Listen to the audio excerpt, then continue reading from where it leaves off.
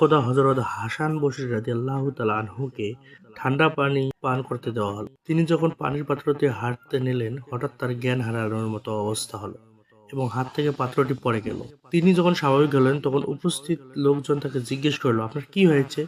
কেন আপনি এভাবে জ্ঞান হারালেন?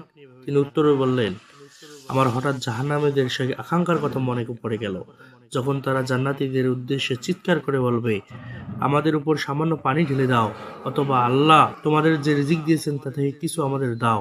তখন জান্নাতীরা উত্তর দিবে, নিশ্চয়ই আল্লাহ এই উভয়টি কাফিরদের জন্য হারাম করে দিয়েছেন। প্রিয় বন্ধুরা, দুনিয়া যে কোনো মুহূর্তে পরকালের কথা স্মরণ করা এবং জাহান্নামের ভয়াবহতা থেকে বাঁচার জন্য সর্বদা সচেষ্ট থাকা উচিত। এক গ্লাস ঠান্ডা পানি আমাদের কাছে খুব সাধারণ মনে হলেও হাসরের ময়দানে বা জাহান্নামীদের কাছে এটি হবে পৃথিবীর সব সম্পদের চেয়ে মূল্যবান। হযরত হাসান বসরি রাদিয়াল্লাহু তাআলা আনহু এর মতো বড় বুজুর্গ ব্যক্তিরাও আল্লাহর ভয়ে ততস্থ থাকতেন। সামান্য একটি জাগতিক নেয়ামত তাকে আখিরাতের কঠিন হিসাবের কথা মনে করে দিয়ে